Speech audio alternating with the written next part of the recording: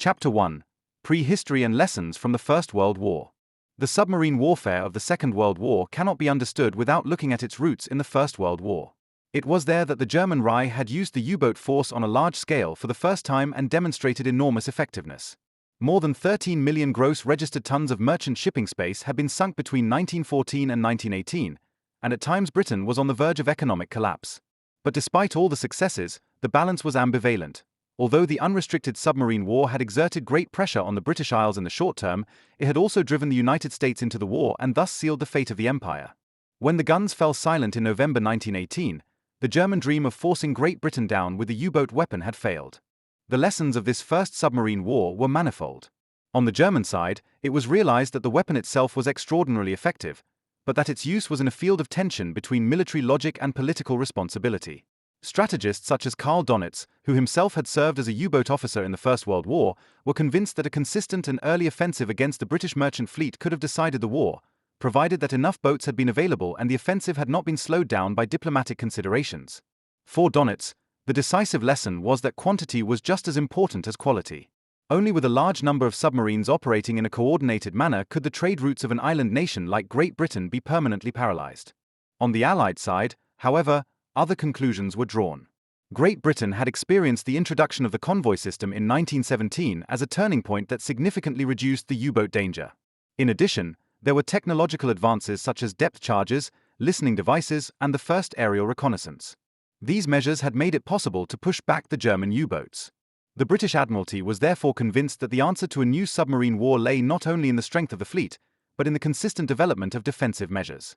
This conviction was to lead to a lot of investment in radar, sonar, and air forces in the 1930s, although not always as quickly and comprehensively as would have been necessary. The Treaty of Versailles of 1919 stipulated that Germany was no longer allowed to build or maintain submarines. This was to prevent the empire from threatening the trade routes of its opponents again. In the 1920s, the German U-boat force seemed to have been wiped out. But the experiences of the First World War were secretly preserved and passed on. Veterans like Dönitz held on to the conviction that the submarine fleet would play a key role in a future conflict. In addition, the Reichsmarine looked for loopholes to continue technical developments despite the restrictions. Under the guise of civilian research or through cooperation with foreign shipyards, for example in the Netherlands or Spain, the knowledge remained alive. Even abroad, the lessons of U-boat warfare were not forgotten. Especially in Great Britain, but also in the United States and France, people were aware of the threat posed by a fleet of invisible fighters. But the years after 1918 were marked by a certain skepticism about armaments. Many hoped that the horrors of the First World War would never return and relied on disarmament and international agreements. The Washington Naval Conference of 1922 and other agreements were intended to limit the rearmament of the maritime powers.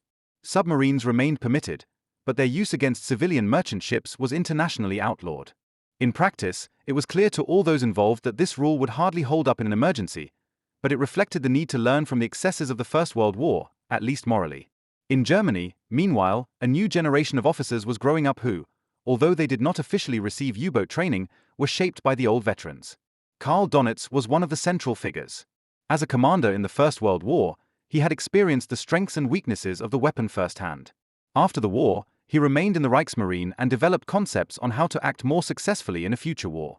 In particular, the idea of pack tactics, several boats should attack a convoy at the same time in order to overwhelm the defenses, arose from his considerations.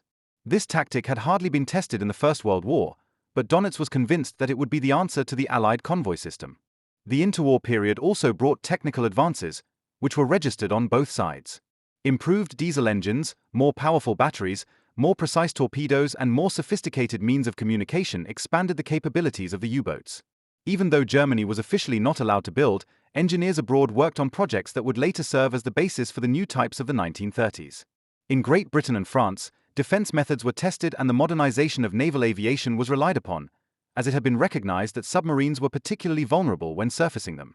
When Adolf Hitler took power in 1933, the situation changed fundamentally. The National Socialists broke with the restrictions of Versailles and began a massive rearmament. Plans for a new submarine fleet were soon made, and experienced officers like Dönitz were given the opportunity to put their concepts into practice.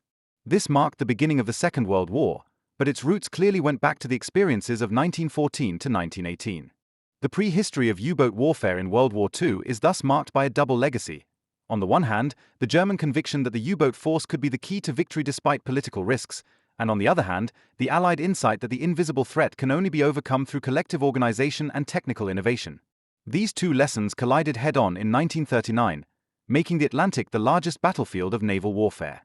The lessons of the First World War were by no means forgotten, but shaped the thinking, planning, and strategy of both sides.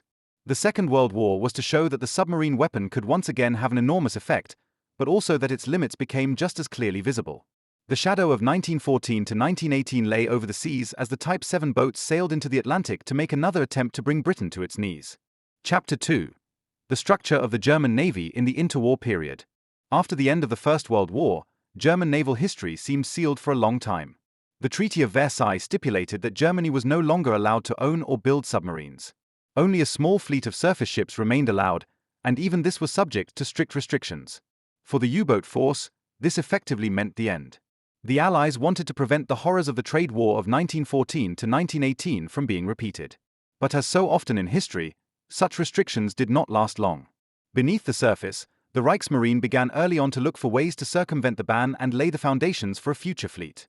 In the 1920s, it was mainly old submarine veterans who kept the memory of the former striking power alive.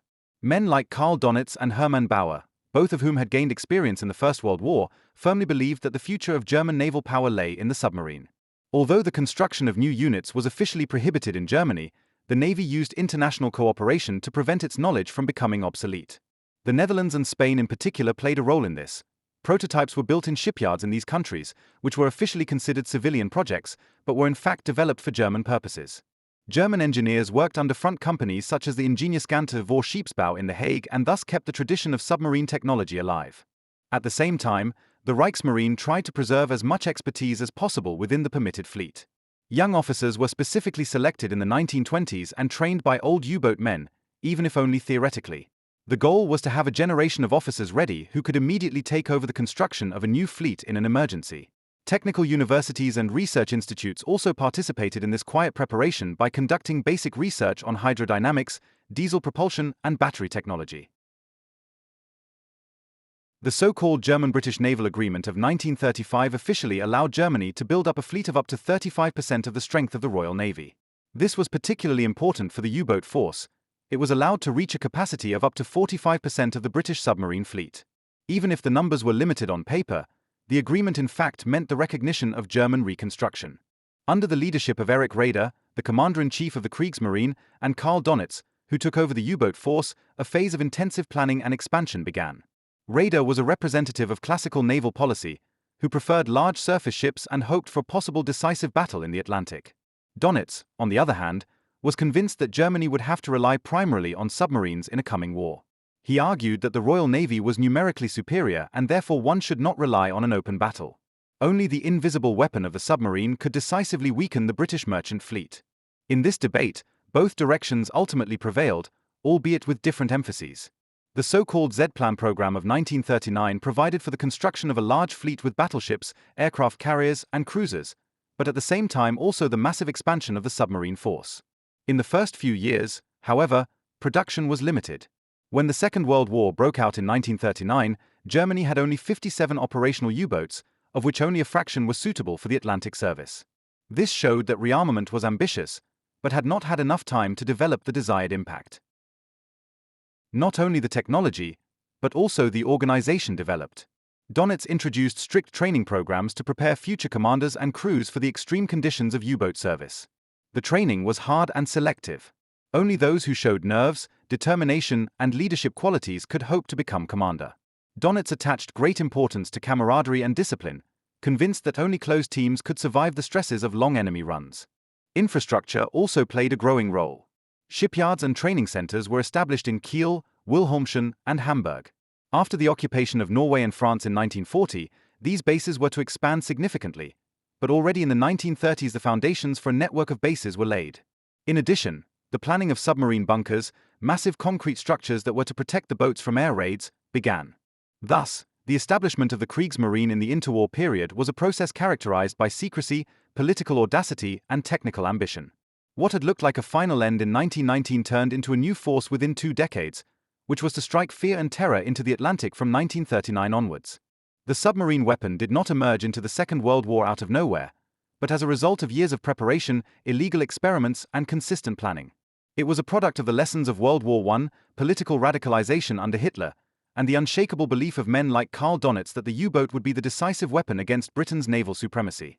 Chapter 3: Strategies and Concepts. Dönitz and the Idea of Pack Tactics.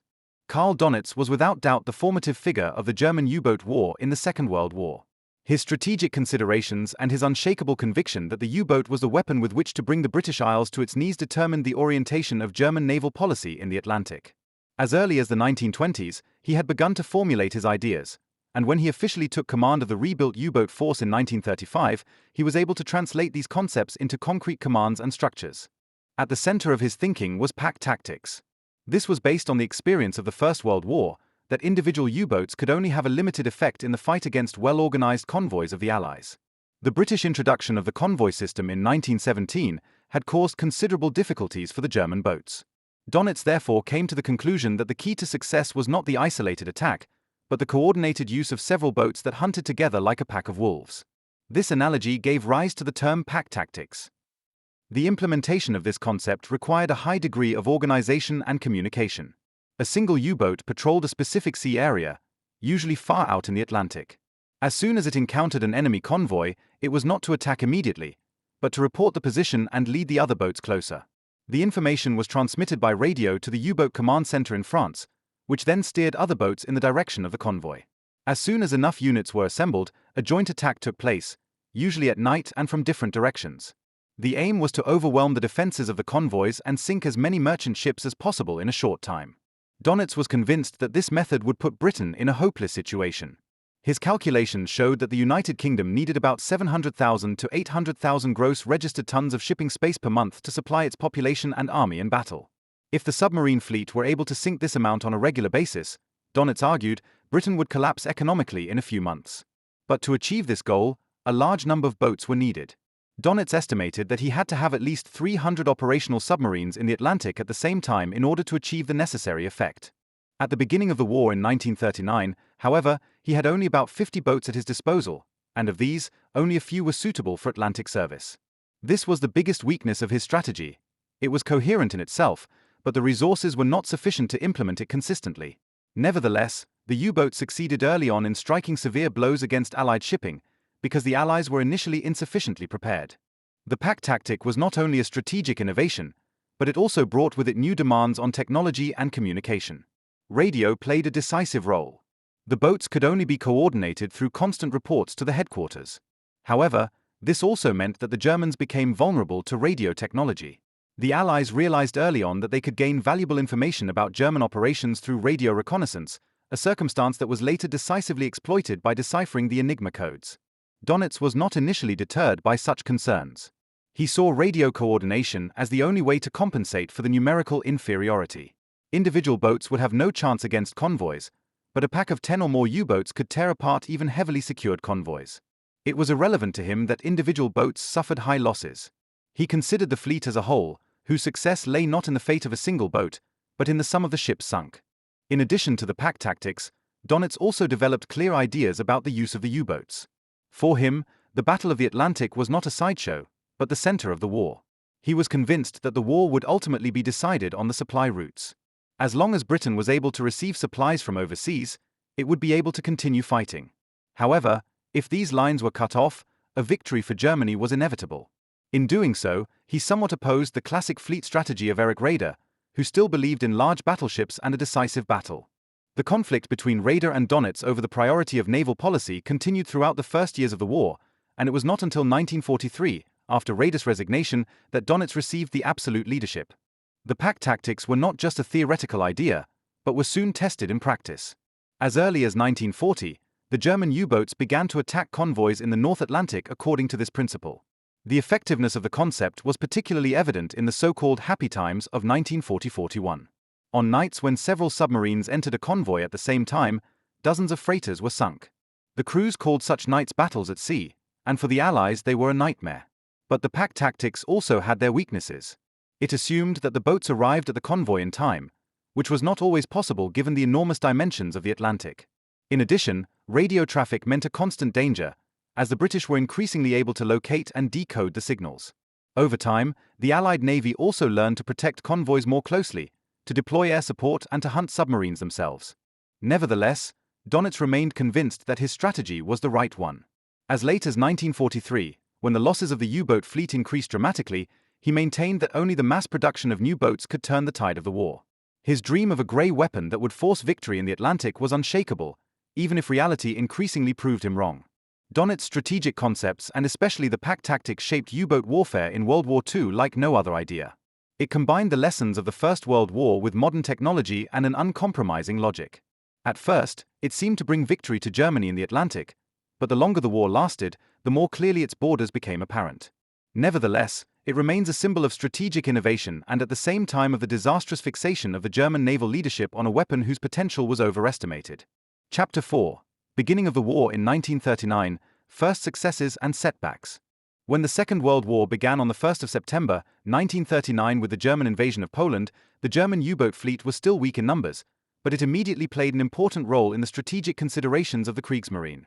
Of the almost 60 operational boats, only a small number were suitable for operations in the Atlantic, but Karl Dönitz hoped to be able to strike the first serious blows against British shipping through skillful use. He knew that the U-boats were not available in sufficient numbers at the beginning of the war to achieve a decisive effect, but he trusted in the psychological effect of individual spectacular successes that were intended to unsettle the enemy and buy Germany time. The first weeks of the war were indeed spectacular for the U-boats. On the 3rd of September, 1939, only a few hours after the British declaration of war, U-30 under Captain Lieutenant Fritz Julius Lemp torpedoed the British passenger steamer Athenia off the Irish coast. More than 100 civilians were killed. Although the attack was initially denied by the German leadership, it caused international outrage. For Dönitz, the incident was a heavy blow, as he actually wanted to avoid provoking the United States or other neutral powers by attacking passenger ships. But the event also showed how present the submarine threat was from the beginning and what effect even a single hit could have. In the following weeks, the boats achieved several successes against British warships. Particularly famous was the coup of U-47 under Gunther Prien, which entered the heavily secured harbour of Scapa Flow on the night of the 14th of October, 1939. The Royal Oak, a British battleship, was anchored there. Prien managed to sink the ship with torpedoes. More than 800 British sailors were killed. The attack shocked the Royal Navy and was celebrated as a triumph in Germany. Prien was stylized as a folk hero by propaganda. His image went around the world, and Dönitz used the success to underline the importance of the U-boat weapon. In addition to such spectacular individual successes, however, the weaknesses of the German U-boat fleet became apparent early on. Many boats were still technically immature, and their range was not sufficient to penetrate deep into the Atlantic. In addition, the Allies were prepared for the threat. In the First World War, Great Britain had already experienced that convoys offered protection, and so this system was soon reintroduced. In 1939, the escort ships were still scarce, so that not all convoys could be adequately secured, but the organization was in place and was continuously improved. The losses of the German boats were also high. Several units were lost in the first months of the war, partly due to enemy attacks, partly due to technical defects or mines. For the young crews, this was an indication of the harshness of the coming war. U-boat trips were associated with a high risk from the beginning, and the service was quickly considered one of the most dangerous in the German armed forces. Nevertheless, morale remained high, as the men had the impression that they were making history with every enemy trip. Another problem was the small number of operational boats. Even before the war began, Dönitz had demanded that at least 300 U-boats must be in the Atlantic in order to seriously endanger Great Britain. But in 1939, he did not even have 60 at his disposal. This discrepancy was a direct result of the naval policy of Erich Raeder, who had long focused on large surface ships. For Dönitz, this meant that he had to use his forces sparingly. The boats were sent on patrols in groups to cover as large sea areas as possible, but the number of attacks that could actually be carried out remained limited. In addition to the Atlantic, the submarines also played a role in the Norwegian Sea and in the coastal waters.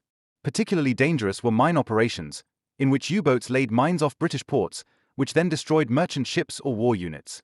This indirect form of attack was difficult for the British to control and showed that the German U-boat force could cause considerable damage even with limited resources. However, the first months of the war also made it clear that the U-boats alone were not able to bring Great Britain to its knees. Without a sufficient number of boats, the effect was limited. In addition, the early escalation caused by the sinking of the Athenia led to diplomatic tensions, which Germany wanted to avoid. As early as 1939, it was therefore clear that the U-boat weapon was a powerful tool, but would not immediately bring the decisive breakthrough. The British population reacted divided to the threat. On the one hand, the successes of German U-boats created fear and uncertainty. On the other hand, they strengthened the will to resist. The government of Winston Churchill, who soon rose to become First Lord of the Admiralty, made the protection of trade routes a top priority. He spoke of the submarine danger being the greatest threat to Britain and initiated extensive measures to strengthen the defences. For Germany, the first months of the war meant that they had to be prepared for a longer conflict. Dönitz used the time to renew his demands for a massive expansion of submarine production. He argued that the successes so far are only a foretaste of what would be possible if there were enough boats. The German leadership gradually realized that the U-boat fleet would indeed play a key role in the war. Thus, the beginning of the U-boat war in 1939 was a mixture of spectacular successes and sobering setbacks. The sinking of the Royal Oak and many merchant ships showed the potential of the weapon, but the small number of operational boats and the rapid reaction of the Allies made it clear that the road to a decisive victory was long. The Atlantic was to become the most important battlefield of submarine warfare in the years to come, but it became clear in the first few months that this battle would not be a short, but a mercifully long war on the lifelines of Great Britain. From the beginning of the Second World War, the Atlantic was the central battlefield of submarine warfare. For Germany, it was the lifeline of the British Empire, through which raw materials, food, troops, and war material from the colonies, the dominions, and especially from the United States reached Europe. Anyone who could interrupt these routes, Karl Dönitz believed, could force Great Britain to the ground. For the British side, on the other hand, it was a matter of bare survival, because without supplies from overseas, the island would have been in need within a few months. The trade war in the Atlantic thus became a struggle for time, space, and nerves that took both sides to their limits. The German strategy was to disrupt transatlantic traffic so massively that the British state could no longer adequately feed its population and supply its army. Dönitz was convinced that Great Britain would have to replace at least 700,000 to 800,000 gross registered tons of shipping space per month to meet the demand. If this number is not reached for a longer period of time, there is a threat of economic collapse. Therefore, the goal of the German U-boat fleet was to sink these quantities regularly. But during the first years of the war, the number of boats used was too small to achieve this goal consistently. Nevertheless, the U-boats caused great damage. In the Atlantic, they mostly operated in patrol areas that covered strategically important routes, such as between North America and the British Isles or on the routes from West Africa to Europe. As soon as a convoy was sighted, the first boat tried to report the position, and pack tactics were often used. Especially in the years 1940 and 1941, this method experienced its heyday. Several U-boats attacked simultaneously, often at night, and broke into the ranks of merchant ships. Since the Allied escort ships were still too few and the radar and sonar technology was not mature, they could not prevent the attacks. Entire convoys were torn apart, freighters sank within hours, and losses for the Allies reached dramatic heights. German propaganda coined the term happy time for this phase. U-boats such as U-47 under Gunther Prien, U-99 under Otto Kretschmer or U-100 under Joachim Schepke achieved great fame. They achieved high sinking successes and were considered national heroes at home. Newspapers reported extensively on their deeds, and the population celebrated them as proof that Germany could also achieve successes at sea. For the crews, however, this meant enormous pressure. Every mission was associated with danger to life, and the losses among the U-boats increased continuously, even if they were concealed by propaganda for a long time. The Allies reacted with a consistent further development of their defensive measures. The convoy system was organized more strictly. Escort ships such as corvettes and destroyers were built in large numbers, and air surveillance was expanded. Particularly important was the use of long-haul aircraft, which could close gaps in Atlantic surveillance. Technology also advanced. Radar made it possible to locate submarines on the surface, and sonar, ASDIC, allowed ever more precise tracking underwater. In addition, there were depth charges, which were used increasingly effectively. Despite all countermeasures, the Atlantic remained a dangerous place for the Allies until 1943. The U-boat fleet still achieved high sinking figures, and the supply of Great Britain was on the brink several times. The period after the United States entered the war in December 1941 was particularly dangerous, when German U-boats operated off the American East Coast, where the Coast Guard initially did not introduce convoys and shipping remained unprotected. This phase was called the Second Happy Time by the Germans. Merchant ships were torpedoed by the dozens, while the American cities on the beach had not yet darkened their lights and so silhouettes of the ships were clearly recognizable. However, the trade war in the Atlantic was not only a battle of technology and tactics, but also a psychological competition. For the British population, it meant years of deprivation. Food was rationed, imports failed to materialize, and the fear of hunger was omnipresent. At the same time, the moral significance of shipping increased. Every convoy that arrived safely was a victory for perseverance, every loss a painful reminder of the threat. Winston Churchill later said that the submarines were the only weapon he was really afraid of during the war. For the German U-boat men, the Atlantic War was an everyday life full of hardships and dangers. Weeks of sailing in cramped boats, bad air, constant fear of discovery, and the knowledge that the loss rate was growing steadily took their toll. Nevertheless, many held on to the conviction that their service was crucial to the outcome of the war.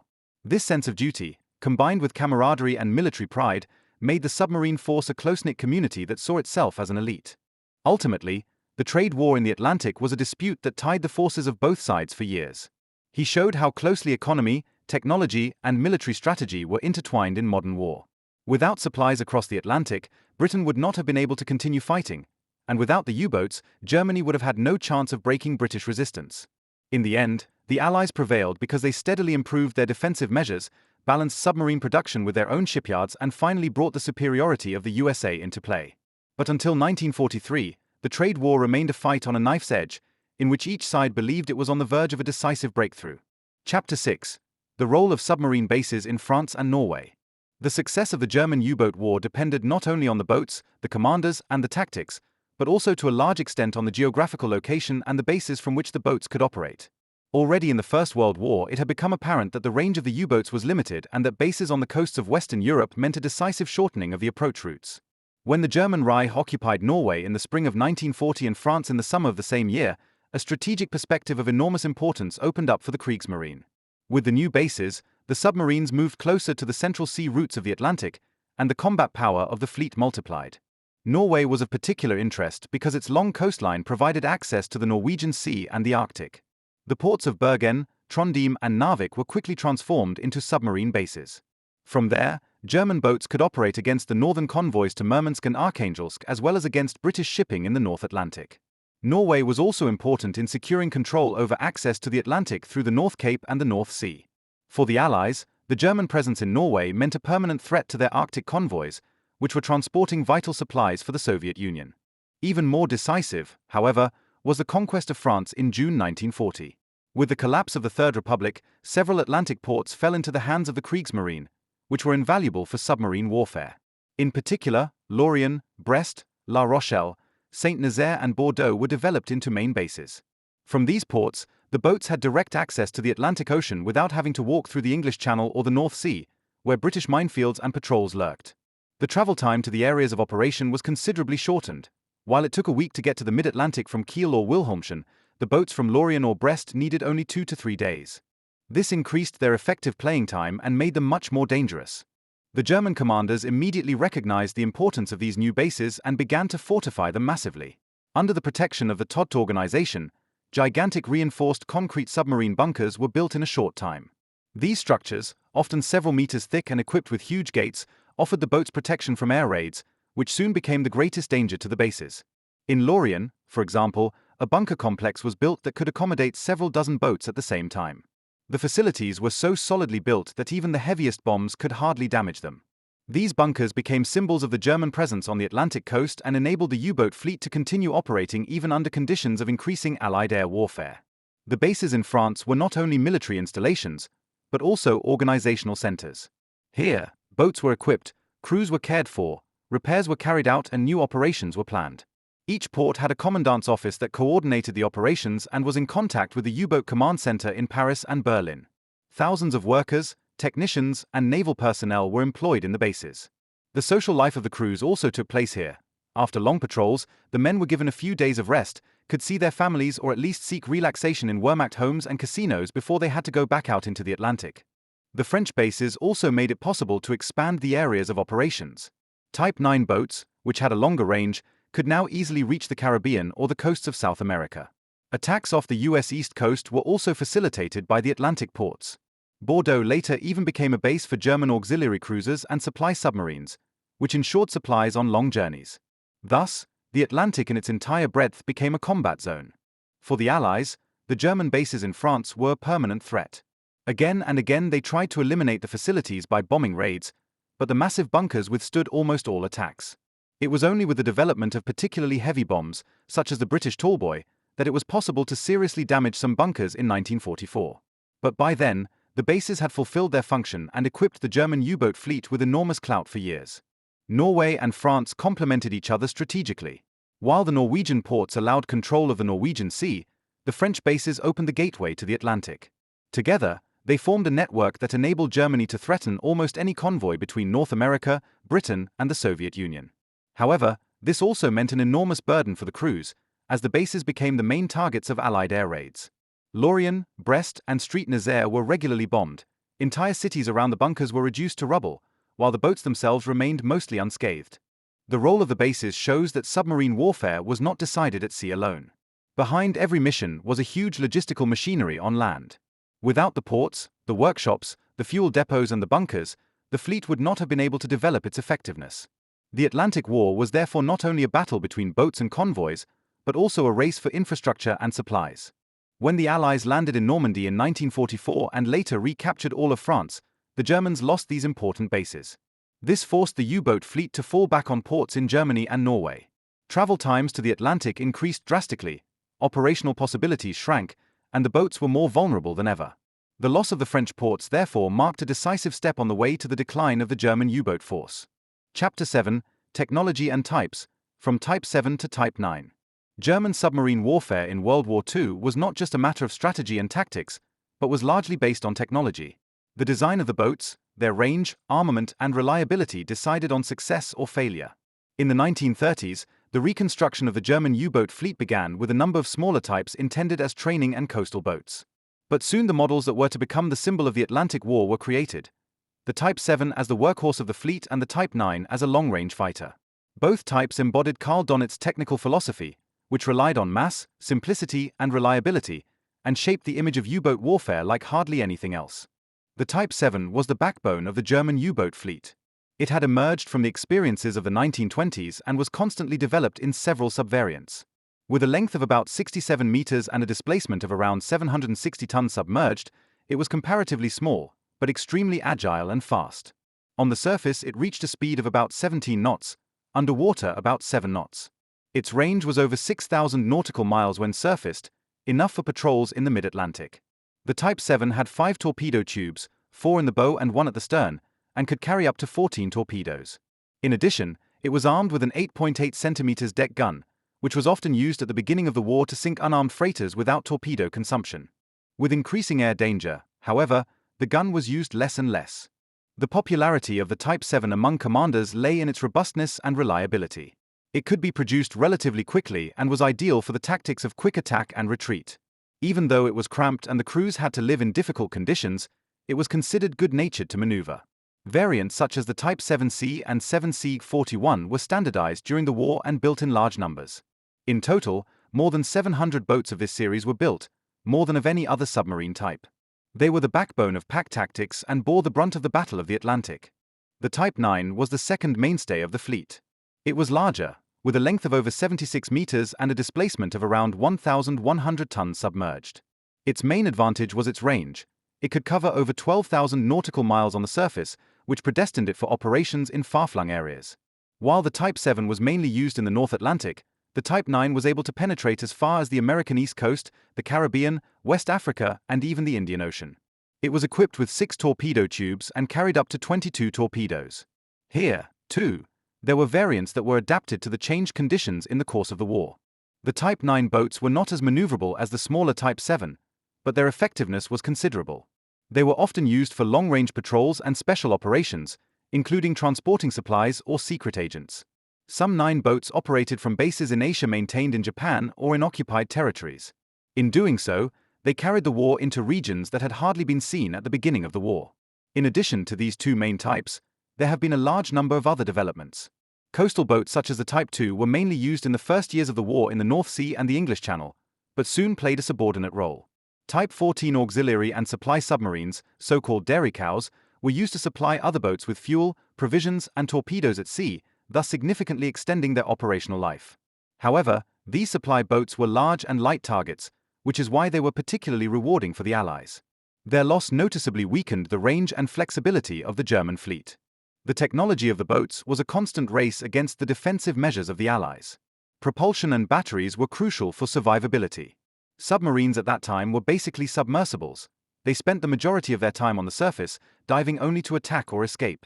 This made them vulnerable to radar and aerial reconnaissance. Underwater, their speed was limited, and the batteries often only lasted for a few hours. It was not until the introduction of the snorkel in 1943 that the boats could stay submerged longer, but by then the technical superiority of the Allies had already become too great. Armament was also a critical point. Torpedoes were the main weapon, but in the first years of the war the Germans suffered from considerable problems. Numerous torpedoes failed, did not detonate or ran uncontrollably. These deficiencies led to great frustration among the commanders and to tensions between the front and the leadership. Only after intensive research and improvements was reliability increased, but valuable time was lost. Later, the Germans developed acoustically controlled torpedoes that ran specifically towards the sound of propellers, which increased the danger to Allied escort ships. Mines laid by submarines were also part of the arsenal and caused considerable damage, especially in coastal waters. The technology also reflected the living conditions of the crews. The boats were cramped, loud and damp. There was hardly any privacy, the air was stuffy, and fresh food only lasted a few days. As the war progressed, additional anti-aircraft guns were mounted to strengthen the air defenses, but this made the boats more cumbersome and did not change their fundamental vulnerability. The Type 7 and Type 9 are symbolic of submarine warfare in World War II. They embody both the courage and performance of the German engineers and the limits of a technology that had to fight against an ever-increasing Allied superiority. While the Type 7 provided the mass and shaped the image of the grey wolves in the North Atlantic, the Type 9 was the tool for the global expansion of the war. Together, they made the German U-boat fleet one of the most feared weapons of its time, until they found their masters in the Allied defense in 1943 and 1944. Chapter 8. Everyday life and conditions on board the submarines. The image of submarine warfare in World War II is often determined by dramatic attacks, sunken convoys, and heroized commanders. But behind these headlines was an everyday life that was characterized by confinement, deprivation, and constant tension for the men on board. Life in a submarine was one of the hardest experiences a soldier could have had in this war. The technology of the boats was not yet so advanced that longer stays underwater would have been possible, and so the crews lived in a mixture of constant danger, physical stress, and psychological pressure. As soon as I got in, the feeling of confinement began. A boat like the Type 7 offered space for about 45 to 50 men, spread over a length of about 67 meters. Most of the space was occupied by machines, torpedo tubes, batteries, and supplies. Sleeping places were scarce. Many men shared bunks that were used after shift work. Those who were on duty left their sleeping place to the next, so that you hardly ever had a room to yourself. Sleeping was difficult anyway, as the engines were constantly roaring and the boat was in motion. The air inside was another problem. After just a few hours underwater, the oxygen content began to drop, while carbon dioxide, the smell of oil and diesel shaped the atmosphere. Especially during longer diving phases, the air became stuffy, and the men suffered from headaches and fatigue. The moisture was also omnipresent. Condensation dripped from the walls, clothes and blankets became damp, and a musty smell filled the boat. Hygiene was hardly possible. There was only a tiny sink and toilet, which was not always usable when the boat was submerged deeply. Many men wore the same uniforms for weeks, and skin diseases or stomach problems were common. The diet reflected the spatial conditions. Provisions were stowed in every free corner, between torpedoes, under the bunks, in the corridors. Fresh bread and fruit were only available for the first few days, after which the meals usually consisted of canned food, cured meat, rusks, and pea sausage. The smell of cabbage, ham, or rotting fruit mixed with diesel and sweat and increased the feeling of anxiety. Coffee and cigarettes were the most important luxury goods that made everyday life more bearable. The service on board was strictly timed. In one boat, there was a shift operation, usually in 4 hours of watch, 8 hours of rest. But rest rarely meant sleep. In addition to the guard duties on periscopes, radios, or torpedo tubes, machines had to be maintained, repairs carried out, and calculations made. Every man had his job, and mistakes could be fatal.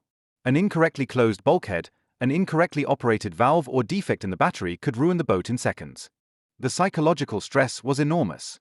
The idea of being able to be located by a destroyer or pursued by depth charges at any time was omnipresent. When the sonar sound of an enemy ship came closer, the whole crew stared spellbound at the displays. Then followed the wait for the explosion of the depth charges, which shook the boat and tensed the nerves to the breaking point. Some men prayed, others remained silent, and still others tried to suppress their fear through routine work. Nervous breakdowns were not uncommon, but they were hardly officially recognized. A man who lost his nerve was considered a burden that endangered the boat. Despite these hardships, the crews developed a strong sense of community. There was talk of the U-boat force as a separate elite within the Kriegsmarine. Comradeship was essential for survival. Everyone had to be able to rely on each other, and this mutual trust created close bonds.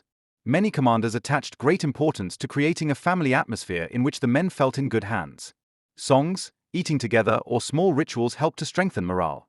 Everyday life was also characterized by constant improvisation. Technical defects were frequent, and the men had to learn to carry out repairs under the most adverse conditions.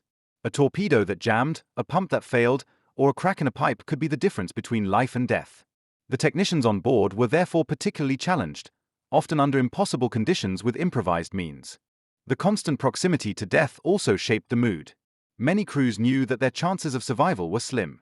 The casualty rate among U-boatmen was the highest of all German armed forces. Almost 3/4 of all men who served on submarines did not return. Nevertheless, many volunteered because the service was considered honorable and because propaganda celebrated the commanders as heroes. The reality that the men then experienced, however, was often determined by fear and suffering.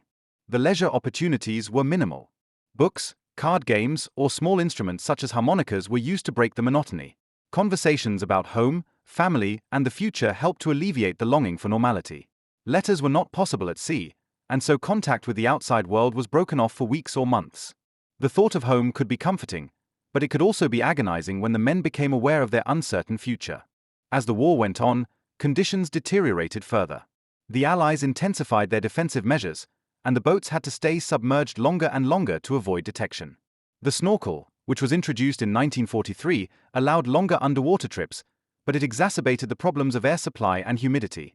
Life became even more oppressive, the physical strain increased, and the absences due to illness or exhaustion increased. Everyday life on board a submarine was thus a permanent struggle, not only against the enemy, but also against one's own borders. It required discipline, courage, and the ability to suffer. At the same time, he made it clear that submarine warfare cannot be explained by numbers and statistics alone. Behind every tonnage sunk were men who lived and died in extreme conditions. Their experiences show the human side of a war that is often reduced to technology and strategy, but was in fact also a story of renunciation, fear, and camaraderie. Chapter 9: Pack Tactics and Their Implementation in Practice. The pack tactic is considered the most important innovation of the German U-boat command in World War II and was closely associated with the name Karl Dönitz. As early as the 1920s, he had concluded from the experience of the First World War that individual boats had little chance in the fight against convoys. The introduction of the convoy system by the British had almost nullified the effect of the German U-boats at that time. But if several boats attacked a convoy at the same time, Dönitz was convinced even a strong escort could be overwhelmed. He transferred this idea to the coming war, and it became the basis of the German U-boat strategy. The implementation was a major technical and organizational challenge. Since the boats patrolled widely scattered in the Atlantic, it was initially the task of the individual U-boat to make contact with a convoy. As soon as a convoy was sighted, the commander reported his position by radio to the U-boat command center in France. From there, the movements of other boats were coordinated, which were steered in the direction of the reported convoy. Up to 10 or more boats could be pulled together in this way. The first contact remained within sight of the convoy and kept it under constant observation in order to pass on the position regularly. As soon as enough boats had gathered, the attack took place, usually at night. The darkness offered protection from detection, and on the surface the submarines were faster and more maneuverable than underwater. They surprisingly dived between the freighters, fired torpedoes in all directions and disappeared again into the darkness. Often several waves of such attacks were carried out in a single night, and the Allied escort was overwhelmed to encounter all the boats at the same time. For the crews of the merchant ships, such an attack resembled an inferno. Explosions, burning tankers, sinking freighters, cries for help in the dark. The pack tactics showed their full effect in the years 1940 to 1942. In this phase, the Allied defensive measures were still insufficient, and the losses among the convoys reached dramatic proportions. Entire convoys were wiped out, and the tonnage sunk was in some cases far above what Britain could replace. The German commanders gained fame during this time because they sank dozens of ships within a few patrols. Names such as Otto Kretschmer, Gunther Prien, and Joachim Schepke stood for the effectiveness of this new form of warfare, which was glorified into a legend in propaganda. But the pack tactics were not without weaknesses. Their biggest problem was their dependence on radio. The boats had to continuously transmit their position and the movements of the enemy so that the headquarters in France could coordinate the attacks. However, every radio message potentially revealed the location of the boat. The Allies developed methods to carry out radio direction finding and thus determine the approximate position of German U-boats. Over time, they were increasingly successful in drawing conclusions about the planned attacks from the radio messages. In addition, the Allies gained a decisive advantage with the deciphering of the Enigma codes. In Bletchley Park, mathematicians, linguists, and cryptanalysts worked tirelessly to decipher the German radio messages. Once this was successful, the Allies often knew in advance where a pack was going to meet and could redirect their convoys or send additional backups. As a result, the pack tactics gradually lost their surprise power. Another problem was the growing strength of the Allied escort. While at the beginning of the war only a few destroyers and corvettes were available, from 1941 onwards a large number of escort ships were built. In addition, there were long-haul aircraft that could close the previous gap in the middle of the Atlantic. The pack attacks, which relied on surprise and numerical superiority, thus increasingly met with coordinated resistance. Despite these developments, pack tactics remained the preferred means of the German U-boat command. Dönitz was convinced that it was successful in principle and only demanded a larger number of boats to compensate for the losses.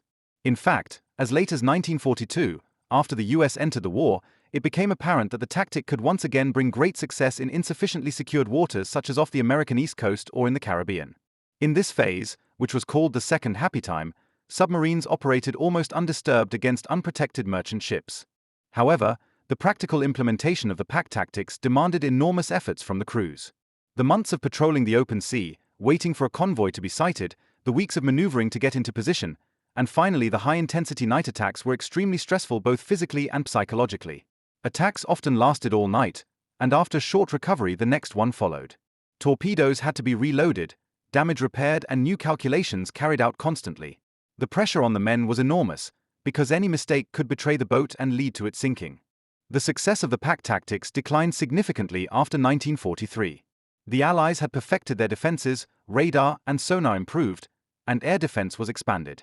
Attacks that had previously resulted in dozens of sinkings now often led to high losses on the German side. Entire packs were dispersed by coordinated defensive measures, and the boats often found themselves in a hopeless situation. Nevertheless, the pack tactics remain a striking example of the adaptability of the German U-boat command. It combined technical capabilities with tactical ingenuity and at times posed a serious threat to Britain's supply. Their implementation showed how closely radio, organization, and operational flexibility were interwoven in modern naval warfare. In the end, however, the weaknesses of the system, the dependence on radio, the growing strength of the opponents and the limited number of boats, proved to be stronger than the advantages. The pack tactics thus remain a symbol of warfare that oscillated between ingenious innovation and fatal overestimation. It made the U-boat fleet the most dangerous weapon of the Kriegsmarine in the years 1940 to 1942, but it could not decide the war. For the men who practiced it, it meant spectacular successes as well as horrific losses, a reflection of the entire submarine war. Chapter 10. The Happy Time 1940-41. In the history of submarine warfare in World War II, there are few phases that have become as legendary as the Happy Time. Historians use this term to describe the years 1940 and 1941, when the German U-boats achieved their greatest successes and put the Allied convoys under heavy pressure. For the men of the U-boat force, it was a phase in which their hopes and convictions seemed to be confirmed. For the British population, on the other hand, it was a time of fear, when it looked as if the country's supply was on the verge of collapse.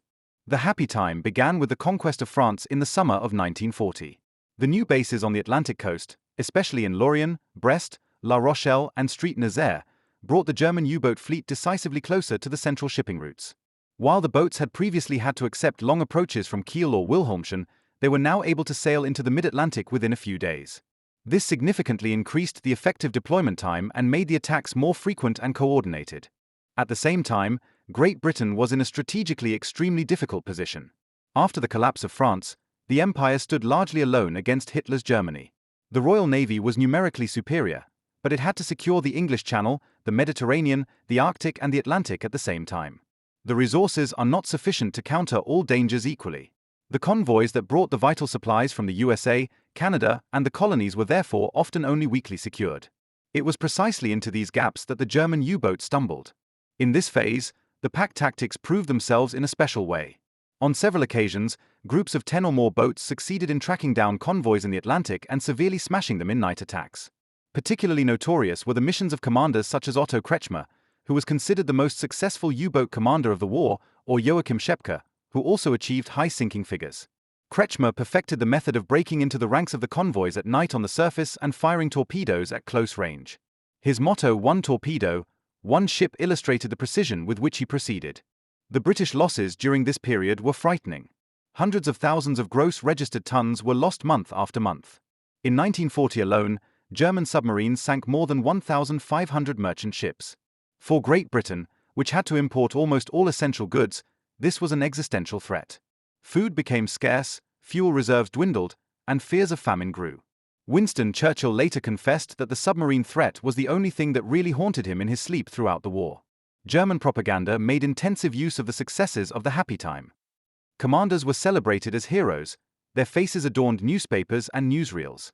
U-boat men were considered elite, and their return home was honored with parades and awards. This glorification contributed to many volunteers signing up for service, even though the risks were obvious. At home, the image of the grey wolves that hunted in the Atlantic and weakened the British line emerged. However, the reality on board remained harsh. Even in the happy time, the conditions on the boats were extremely stressful. Long journeys, confined spaces, and the constant danger made the service a struggle for survival. Many crews did not return from their patrols, and the number of casualties was already beginning to rise despite the successes. Behind the facade of triumph, it became apparent that the price for this phase was high. For the Allies, the happy time was a wake-up call. The Royal Navy realized that it needed to better protect its convoys. New corvettes and frigates were built in large numbers, and cooperation with the Luftwaffe was intensified. Long-haul aircraft in particular were soon to play a decisive role, as they also covered the previously unprotected zones of the Atlantic. But until these measures took effect, the German U-boats had a head start. Another factor that favored the happy time was the fact that the United States was not yet officially participating in the war at that time. Although they supported Great Britain through the Lend-Lease program, the American Navy was not yet actively involved in the Atlantic War. This only changed with the entry of the USA into the war at the end of 1941. Until then, the U-boats were able to advance undisturbed to the western Atlantic regions. The happy time reached its peak in 1941. In that year, the German U-boats sank more ships than in any other year of the war. But already in the second half of the year, the omens began to change. Allied defensive measures became more and more effective, air surveillance better, and technology more sophisticated. The deciphering of the Enigma radio messages by the codebreakers in Bletchley Park also contributed to the fact that the Allies were increasingly informed about German operations. Nevertheless, the happy time remains a central chapter of submarine warfare. It embodies the phase in which it seemed as if the German U-boats could actually decide the war. Never again should the fleet be as successful as in these 2 years. For the men who served on the boats at that time, it was a time when their sacrifices and deprivations were rewarded with great successes. For Great Britain, on the other hand, it was a time when the threat from the invisible hunters in the Atlantic was greatest. In retrospect, it becomes clear that the happy time was both a high point and a turning point. It showed the effectiveness of the German U-boats, but also their dependence on strategic and technical conditions.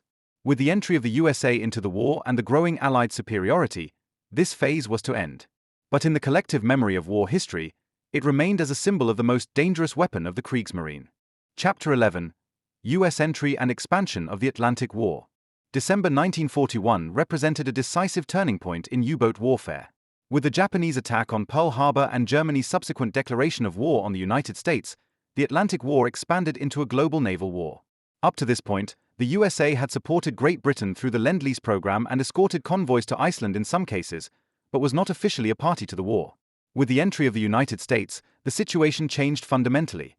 The German U-boat fleet was faced with a new and at the same time disorderly shipping power, which was initially not prepared for the attack.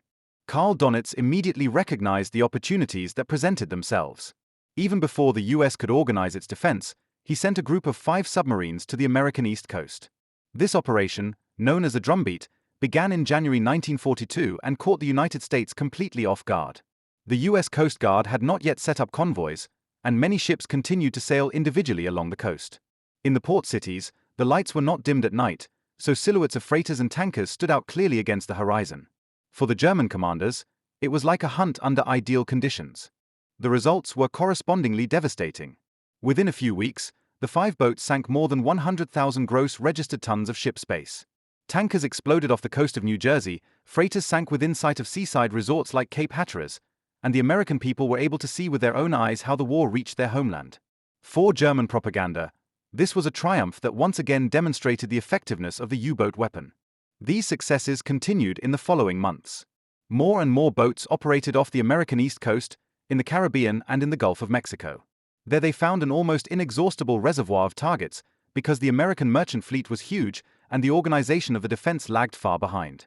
Especially the tankers that transported oil from the fields of Venezuela and from Texas to the north were worthwhile targets. Entire convoys burned in the Caribbean, and the surface of the water was covered with oil streaks. The Americans reacted hesitantly at first. They underestimated the threat and trusted in the strength of their navy. But it quickly became clear that the losses were unsustainable. In the first 6 months of 1942 alone, German U-boats sank more than 3 million gross tons of shipping space, a figure that exceeded the worst months of the happy times. In Washington, there was growing concern that the supply of oil and raw materials could be seriously endangered. Under pressure, the U.S. began to organize its coastal defenses. Blackouts were introduced, escorts were organized, and planes patrolled along the coast. From mid-1942 onwards, the situation improved as the Americans adopted the tried-and-tested convoy system and used their vast industrial capacity to quickly build new convoys and aircraft. But by then, the German U-boats had celebrated their most spectacular successes. The expansion of the Atlantic War also meant an enormous expansion of the U-boat fleet's areas of operation. In addition to the American East Coast, the Caribbean, the Gulf of Mexico, the coasts of South America and West Africa now also came into focus. The ports of Trinidad, Curaçao, and Aruba in particular became hot spots, as important oil deposits and refineries were located here. U-boats laid mines, shelled port facilities, and torpedoed ships in the immediate vicinity of the coasts. The Type 9 played an important role in this phase, as it had the range to cover the long distances. But the Type 7, the real workhorse of the fleet, was also able to reach more distant areas through the use of supply submarines, the so-called dairy cows. These supply units transferred fuel, food, and torpedoes on the high seas, allowing the combat boats to extend their patrols. Thus, the Atlantic in its entire breadth became a theater of war. However, the entry of the USA did not only have advantages for the Germans. In the long run, it was a formidable challenge, because the United States had an industrial capacity far beyond that of the Axis powers. Soon they were able to build ships faster than the Germans sank them. The so-called Liberty Ship program allowed the mass production of simple freighters, which were completed in a few weeks. This industrial superiority was a decisive factor that doomed the German U-boat war to failure in the long term. In addition, American entry strengthened Allied cooperation. The British, Canadians, and Americans developed a close network of cooperation in the Battle of the Atlantic. Information was exchanged, convoys were jointly secured, and air bases were set up along the entire coast. In particular, the closure of the middle gap in the Atlantic, which had previously been beyond the range of Allied aircraft, was a decisive step forward. With new long-range bombers such as the B-24 Liberator, even the most distant convoys could now be protected. The expansion of the Atlantic War also brought new challenges for the German U-boatmen. The journeys became longer, the risks greater, and the defensive measures increased. The second happy time off the American coast lasted only a few months, then the tide turned. From the second half of 1942, the losses of the U-boats increased, and the successes became rarer. Dönitz had to realize that the initial weakness of the Americans was quickly compensated for by their industrial and organizational strength. Nevertheless, the entry of the USA marked a high point in the range and effect of the German submarine force. Never before had their boats operated on such wide sea areas, never before had so many ships sunk in such a short time. But at the same time, this climax was also the beginning of the decline, because it welded the opponents together and brought the enormous resources of the USA into the fight. The Atlantic War, which had been a race between Germany and Great Britain until then, now became a global wrestling match in which the Allies had to gain the upper hand sooner or later. Chapter 12. The Allied Defenses, Convoy System, Radar, and Sonar. From the beginning, the fight in the Atlantic was not a one-sided exchange of blows, but a struggle in which both sides constantly adapted their tactics and technologies. While the German U-boats celebrated great success with pack tactics in the years 1940 to 1942, the Allies were looking for ways to secure their trade routes. The key was in the expansion and consistent development of the defense. 3 elements were to be decisive: the convoy system, the use of radar, and the further development of sonar, which the British called ASDIC. These 3 pillars formed the foundation on which the Allies finally won the U-boat war. The convoy system was not a new invention. As early as the First World War, it had been shown that merchant ships in groups, accompanied by warships, were much better protected than individual freighters. Nevertheless, the beginning in the Second World War was difficult. In 1939, only a few escort ships were available, and the Royal Navy had to divide its forces between the Mediterranean, the North Sea, the homeland defense, and the Atlantic. Many freighters therefore initially sailed without escort and became easy prey for German U-boats. But from 1940 onwards, the convoy system regained importance. Ever larger convoys were formed, which were protected by destroyers, corvettes, and later frigates. The principle was simple but effective. A convoy of often more than 30 merchant ships sailed across the Atlantic in close formation. The escort ships patrolled the outside, which were not only to repel torpedoes, but above all to hunt down the U-boats. As soon as a boat was located, they attacked with depth charges while the convoy maintained its course. This system made it difficult for the German commanders to enter the formation unnoticed. Although the packs initially managed to hit convoys hard, the tighter the security became, the riskier the attacks became. In addition to the organizational strength of the convoy system, technology played an increasingly important role. Radar was one of the decisive innovations. With the help of electromagnetic waves, ships and aircraft could locate targets even at night or in fog. This was invaluable for anti-submarine defense, as German boats carried out most of their attacks at night and on the surface. The early radar was still inaccurate and had a limited range, but from 1941 onwards increasingly powerful devices were used. Soon, British destroyers were able to locate U-boats from several kilometers away, even before they reached the convoy. For the German commanders, this meant a dramatic deterioration in their chances. Even more serious was the use of radar in the air. Aircraft that had previously posed little danger at night or in poor visibility could now surprise submarines even in the middle of the Atlantic. This became particularly dangerous when long-haul aircraft such as the B-24 Liberator were used. They closed the previous middle gap in the Atlantic, where Allied air surveillance had not been possible. Now submarines could no longer safely surface even in this zone to recharge their batteries. Sonar, known in Britain as ASDIC, was the third major instrument of defense. With sound waves emitted into the water and reflected by objects, underwater targets could be located. It had already been experimented with in the First World War, but it was not until the Second World War that the technology achieved a precision that made it really dangerous. Escort ships could use ASDIC to follow the course of a submerged submarine and use their depth charges with pinpoint accuracy. Although the procedure was not infallible, in combination with radar and well-organized convoys, it formed a deadly net in which German boats were increasingly stagnant. The depth charge, the classic weapon against submarines, was also improved during this time. Instead of being dropped indiscriminately, they could now be used on the basis of precise sonar location. New dropping devices made it possible to throw entire salvos of bombs into the water at the same time, thus covering a larger area. Later, special grenade launchers such as the Hedgehog were also used, which hurled explosive devices forward and aimed directly at the located position. However, the effectiveness of the defense was not only in the technique, but also in the organization. The Allies developed a dense network of escorts who not only accompanied the convoys, but also hunted down submarines in so-called support groups. These groups were highly specialized, excellently trained, and constantly on the move. They actively searched for packs to gather for attacks and smashed them before they even came to attack. A decisive advantage of the Allies was their ability to combine technology, organization, and intelligence. With the information from Bletchley Park, where the German radio messages were decoded, convoys could be directed around U-boat groups or escorts could be reinforced in time. Radar, sonar, and convoy systems were effective in their own right, but it was only in connection with these intelligent successes that an almost insurmountable defense emerged. For the German U-boat men, this development was a nightmare. What had been considered a happy time in 1940 and 1941 turned into a phase of steadily increasing losses from 1942 and especially 1943. More and more often, boats were discovered on the approach, and more often depth charges hit so precisely that escape was impossible. The psychological pressure increased immeasurably. Where the focus used to be on hunting, there was now the fear of being hunted oneself. Nevertheless, the effectiveness of the Allied defense should not be taken for granted. It was a result of hard learning processes, enormous investments, and the close cooperation of several nations. Britain alone might not have been able to survive the fight against the U-boats. It was only through the industrial capacity of the USA, scientific research, the training of new crews, and the common strategy that the submarine danger could be averted. The convoy system, radar, and sonar are thus symbolic of the Allied victory in the Battle of the Atlantic. They show that submarine warfare was decided not only at sea, but also in laboratories, shipyards, and staffs. While the Germans primarily relied on the effectiveness of their boats, the Allies combined technology, organization, and intelligence to form a comprehensive defense network. In the end, it was this superiority that doomed the German U-boat war to failure. The submarine war in the Atlantic was fought not only on the stormy seas, but also in the quiet rooms of radio stations, computing offices, and secret analysis centers. One of the most decisive fronts was radio reconnaissance, which decided on success or defeat in the battle for trade routes. The focus was on the German encryption machine Enigma, which was considered uncrackable by the Germans. On the Allied side, it was above all the work of the codebreakers in Bletchley Park that had a significant influence on the outcome of the Battle of the Atlantic.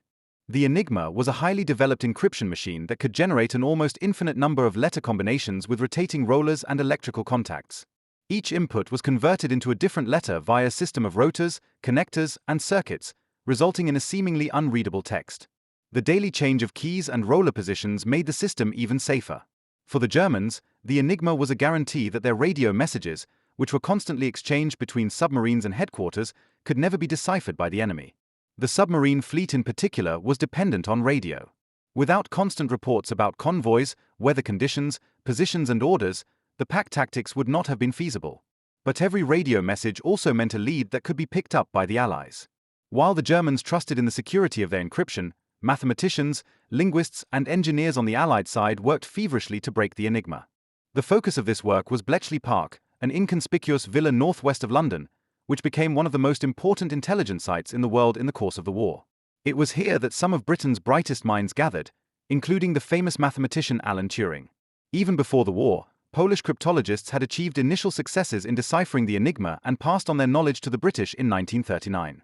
Building on this, the teams at Bletchley Park developed methods to systematically check the myriad possible keys. A key role was played by the so-called bombs, electromechanical devices that were able to play through millions of combinations in a short time. With their help, it was possible to crack the daily key of the Enigma again and again and thus gain access to the German radio messages. The information obtained was summarized under the code name Ultra and kept top secret. Only a small circle of initiates knew how they had been obtained, because it could never give the impression that the Enigma was compromised. The impact on submarine warfare was enormous. Through Ultra, the Allies often learned in advance where German packs were gathering, which convoys they were targeting, and what their orders were. Convoys could be diverted or protected more intensively, while escort ships specifically tracked down U-boats.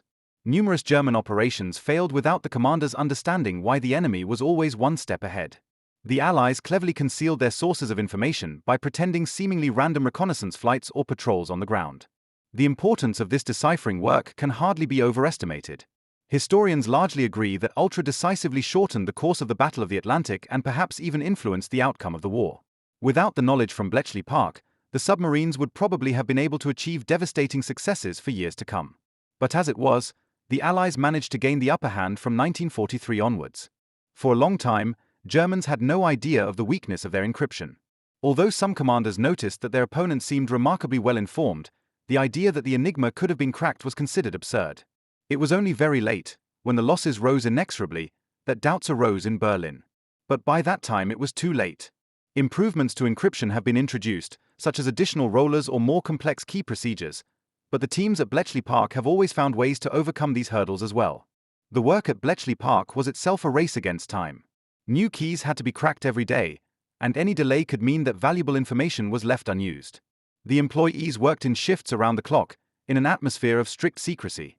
Many didn't even know how important their work was, as the results were only shared with selected bodies.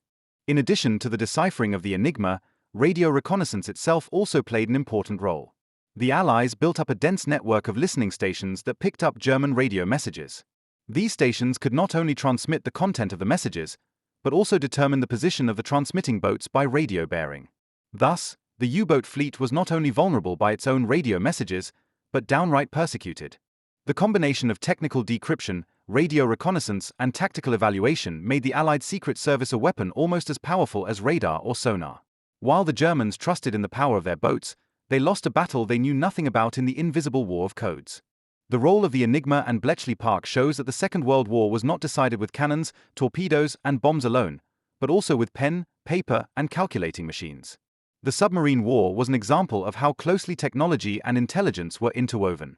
In the end, it was a superiority in both areas that brought victory to the Allies. Chapter 14. Turning Point 1943, Lost Years of the U-boat Fleet. The year 1943 marked the decisive turning point in submarine warfare during World War II. Until then, the German boats had continued to achieve high sinking successes, despite increasing Allied defenses. But in the spring of 1943, the balance of power finally tipped. Hunters became hunted, and the U-boat fleet began to bleed to an extent that irrevocably weakened its effectiveness. The Atlantic, which had been the hunting ground of the Grey Wolves in the years 1940 to 1942, turned into a deadly minefield in which hardly any boat was safe. The changes were already apparent at the beginning of the year. The Allies had brought their defensive measures to a level that made the pack tactics increasingly ineffective. Radar was now so powerful that submarines could be detected even at night and with poor visibility. Long-range aircraft, especially the B-24 Liberator, now patrolled the middle gap of the Atlantic, which had long been a safe area of operations for the Germans. Escort ships were available in large numbers, and their crews had gained valuable experience in recent years. In addition, there was the secret advantage of the Allies through the deciphering of the Enigma. Many German commanders wondered why convoys were suddenly diverted so often or why escorts appeared precisely in the right places. Little did they know that their radio messages had long since been read at Bletchley Park. With this, the U-boats lost their decisive surprise effect, which had been so important for the pack tactics. The first months of the year still brought impressive numbers of sunk ships.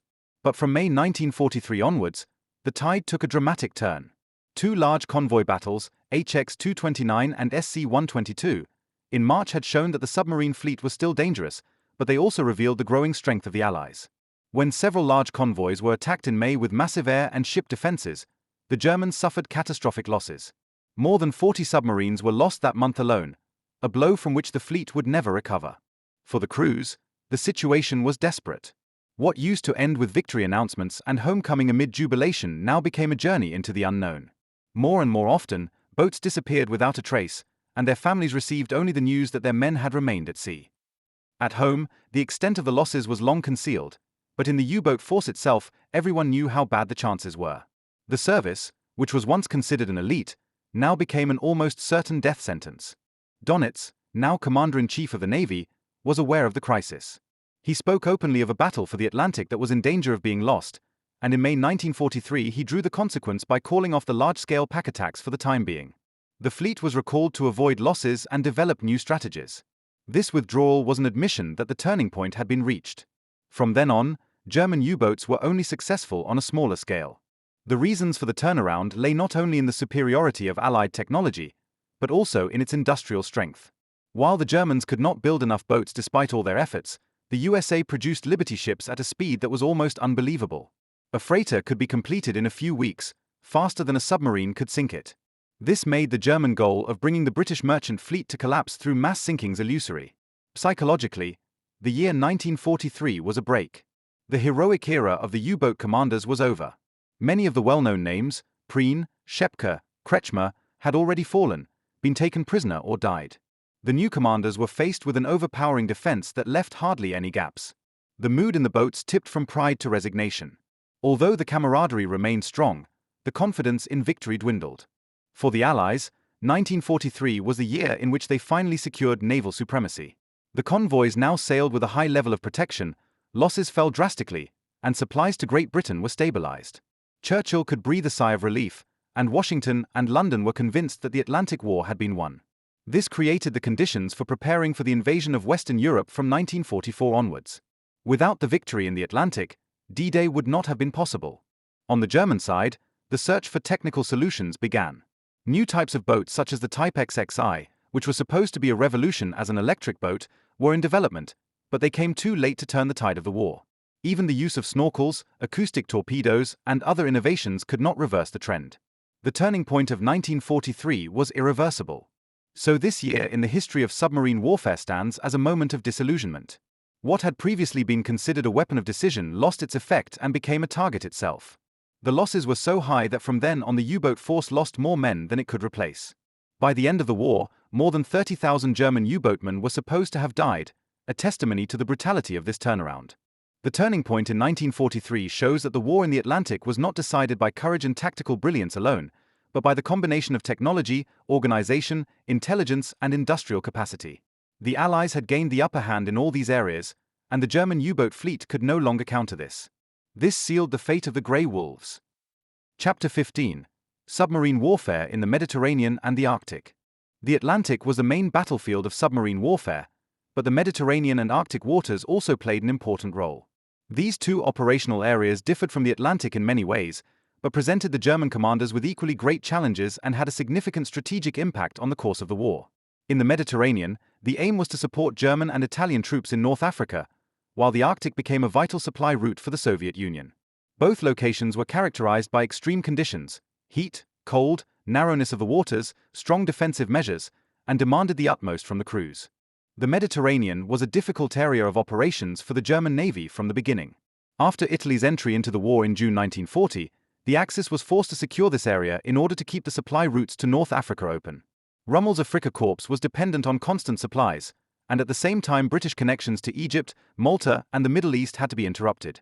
Since the Italian Navy was not able to fulfill this task alone, Dönitz sent German U-boats to the Mediterranean from 1941 onwards.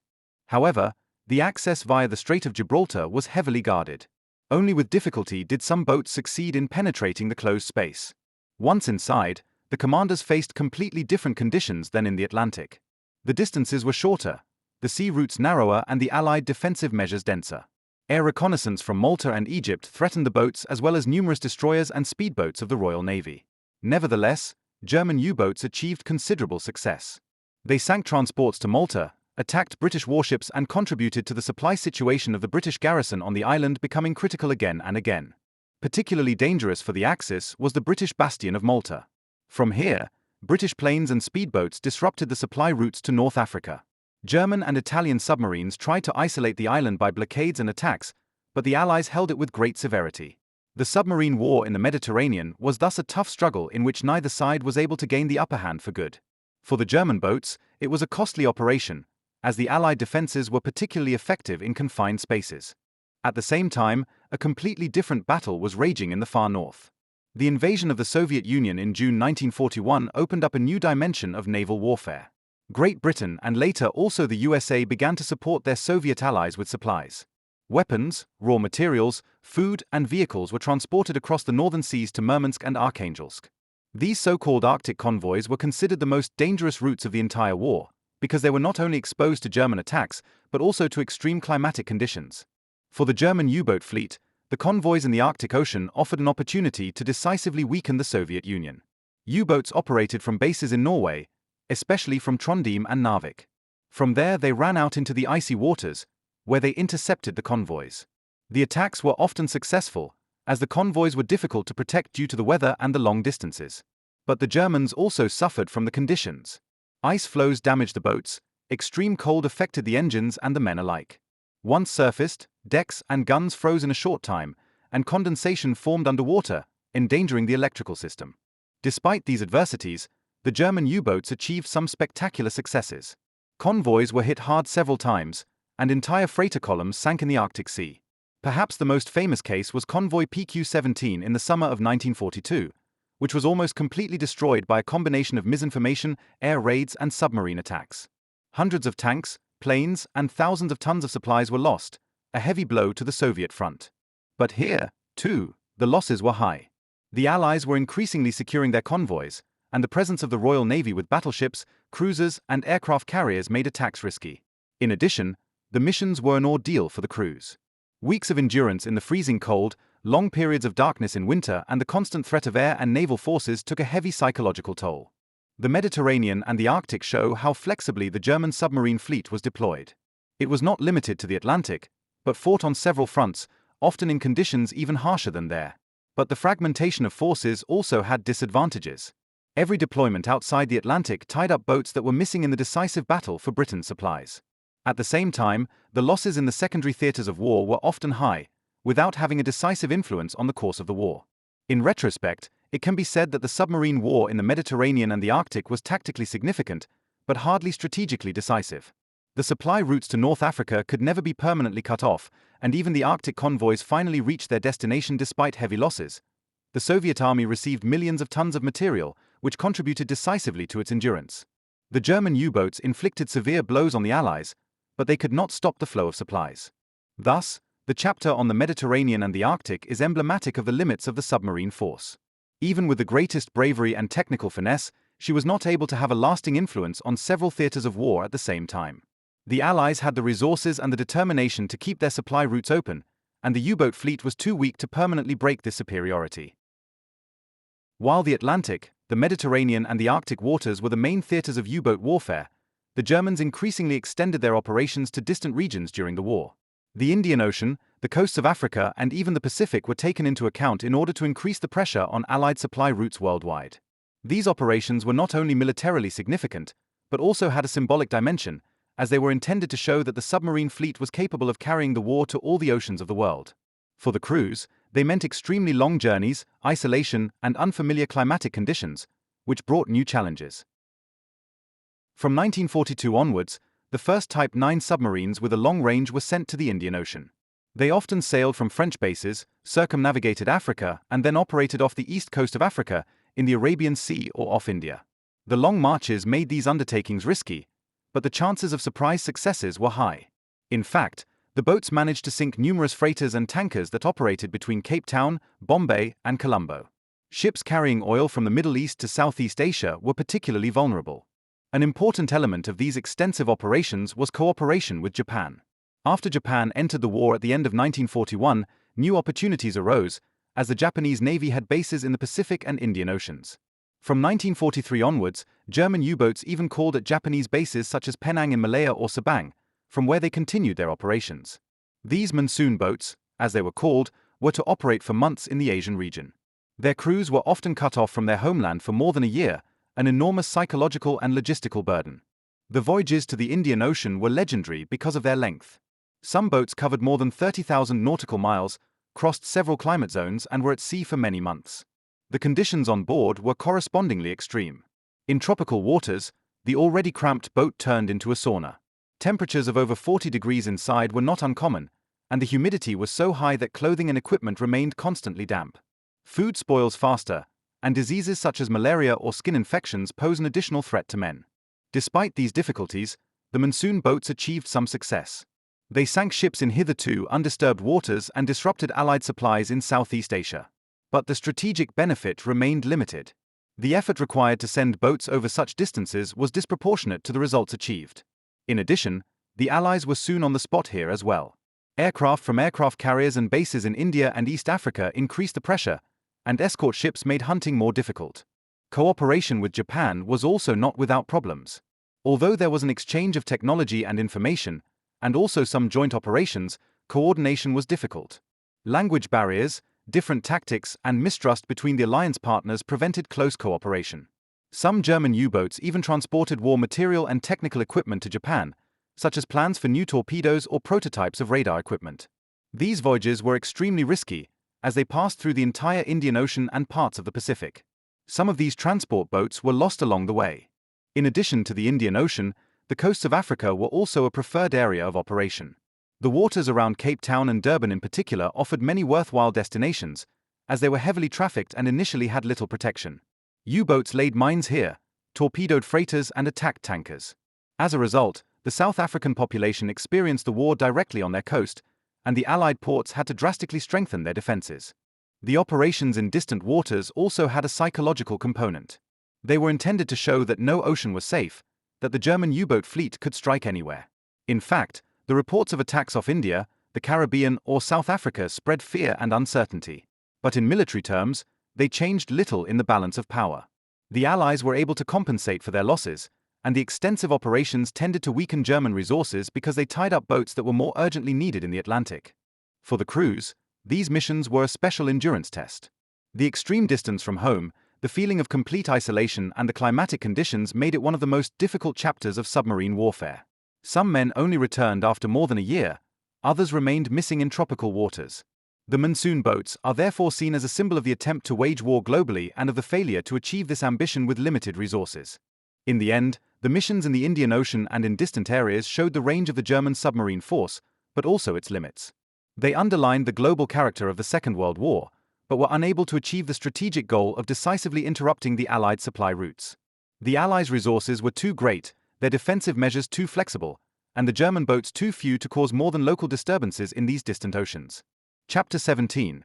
Submarine bunkers and infrastructure on land. The submarine warfare of the Second World War was not only a story of ships, torpedoes, and sinkings on the high seas. In the background was a huge logistical and technical infrastructure that made the fleet operational in the first place. In particular, the submarine bunkers on the coasts of France, Norway, and Germany became symbols of this organization. They were technical masterpieces, built from millions of tons of reinforced concrete, and served as impregnable fortresses in which the boats could be protected, repaired, and re-equipped. Without these gigantic structures and the equally important infrastructure on land, shipyards, supply depots, radio stations, and training facilities, the German U-boat force would never have been able to develop its effectiveness. The bunkers were created out of the need to protect the U-boats from the increasing threat of Allied air raids. When Germany occupied France in 1940 and the Atlantic ports fell into the hands of the Navy, the expansion of bases in Lorient, Brest, Saint-Nazaire, Louisiana Rochelle, and Bordeaux began immediately. These ports offered the decisive advantage of having direct access to the Atlantic Ocean. But they were also within the catchment area of Allied bombers, who tried to paralyze the German bases early on. In order not to lose the valuable boats in every attack, the leadership ordered the construction of huge, bomb-proof bunkers. The Todt organization, which had already gained experience with the West Wall and other major projects, took over the construction. Using forced laborers, prisoners of war, and local workers, concrete masses were moved in a very short time that amaze even today's engineers. The roofs of the bunkers were often 6 to 7 meters thick, cast from solid reinforced concrete. Some buildings were given additional layers of steel plates or gravel to withstand even the heaviest bombs. A complex was built in Lorient that could accommodate several dozen boats at the same time and was equipped with dry docks, workshops, and storage rooms. The bunkers were much more than simple garages for submarines. They formed small towns under concrete. They contained power generators, fuel depots, torpedo workshops, infirmaries, and accommodation for parts of the crew. Here, boats could be repaired after patrol, rearmed, and made ready for use again within a few days. The bunkers made it possible to maintain the operation of the submarine fleet even under massive air pressure. The Allies recognized the danger posed by these fortresses and undertook numerous air raids to destroy them. But most of the bombs bounced off the concrete masses without any effect. Entire cities such as Lorient or Saint-Nazaire were reduced to rubble, while the bunkers themselves remained almost undamaged. It was only with the development of particularly heavy bombs, such as the British Tallboy or Grand Slam, that it was possible to cause serious damage to some facilities in 1944. By then, the bunkers had fulfilled their task. They turned the submarine bases on the Atlantic coast into impregnable bastions. But such buildings were not only built in France. Bunkers were also built in Norway, where the ports of Trondheim and Bergen were important bases. In Germany itself, plants were built in Hamburg, Bremen, Kiel, and Wilhelmshaven. These were mainly used for the training, repair, and completion of new boats. In particular, the Valentin bunker near Bremen, which was built from 1943 onwards, was to become the production facility for the new Type XXI, the so-called electric boat. Under the strictest secrecy, thousands of forced laborers built a huge hall in which submarines were to be mass-produced. But the project was never completed. Allied air raids destroyed parts of the facility, and the war was over before a single boat left here. In addition to the bunkers, the entire logistical infrastructure was decisive for the effectiveness of the fleet. Every use of a submarine required enormous preparations. Torpedoes had to be serviced and loaded, fuel bunkered, food stowed, and machines checked. This required entire teams of technicians, engineers, and assistants. In Lorient alone, thousands of people worked to run the base, from naval personnel to forced laborers who mixed concrete or repaired ships in inhumane conditions. Another central component was the radio network. The U-boats relied on constant communication with the control center to coordinate their operations. For this purpose, the Kriegsmarine maintained a dense network of radio stations in Germany, France, Norway, and later also in occupied territories such as the Netherlands. High-performance antennas transmitted radio messages over thousands of kilometers. This infrastructure was just as crucial as the boats themselves, but also made the fleet vulnerable, as any radio message could potentially be picked up by the enemy. The training facilities on land also played an important role. In schools and training centers, new crews were prepared for their tasks. Simulators and training facilities made it possible to train torpedo attacks, diving maneuvers, and emergency situations. Dönitz attached great importance to the fact that his men were not only technically trained, but also ideologically motivated. The submarine force was considered an elite, and the training was intended to underline this self-image. The infrastructure on land shows that the submarine war was by no means a pure conflict at sea. Behind each operation was a huge machine of engineers, workers, logisticians, and administrative officials. Without them, not a single boat would have reached the Atlantic. The bunkers and bases were visible symbols of this machinery, concrete monuments that still stand today in France and Norway and remind us of the dimensions of the war. With the advance of the Allies in 1944, the bunkers lost their importance. When France was liberated, Lorient, Brest, and Saint-Nazaire fell into Allied hands. The German boats had to retreat back to bases in Norway and Germany, which drastically limited their range. The massive structures, once impregnable, now became silent relics of a lost war. But its symbolic effect remained. They showed how far the Germans had been willing to go to support the U-boat war. Millions of tons of concrete, the use of countless forced laborers and the concentration of huge resources had gone into the construction, a gigantic effort for a weapon that could not decide the war in the end.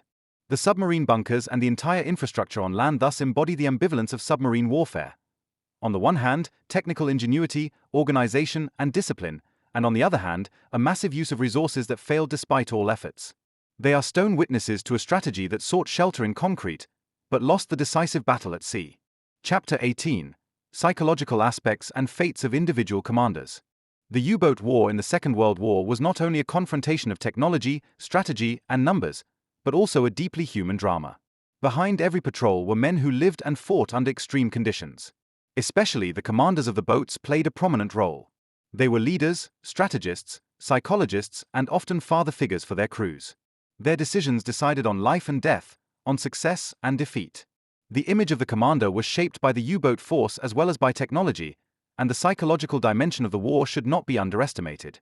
A commander had to have exceptional qualities. He was not only responsible for the navigation and tactical decisions, but also for the atmosphere on board. In the confines of a submarine, where dozens of men lived together for weeks without privacy, the commander's leadership was crucial. He had to radiate calm, even when the situation seemed hopeless, and at the same time have the courage to order risky maneuvers. Some commanders were considered unwavering, others charismatic, and still others strict and authoritarian. What they had in common was the enormous burden that this service entailed. The psychological strain was enormous. Any attack could be the last maneuver. Depth charges that exploded in the immediate vicinity made the boat tremble and put pressure on the nerves of all the men. In such moments, it was important for the commander to keep calm and give clear orders. A hesitation or a panic reaction could mean disaster. Many commanders developed a remarkable ability to make decisions under stress that were both rational and instinctive. But not all of them withstood this constant strain. Reports of nervous breakdowns and exhaustion are numerous, even if they were concealed in propaganda. Some commanders became legends whose names became known far beyond the borders of Germany. Gunther Prien, who attacked the British naval base Scapa Flow in 1939 and sank the battleship Royal Oak, was hailed as the hero of Scapa Flow.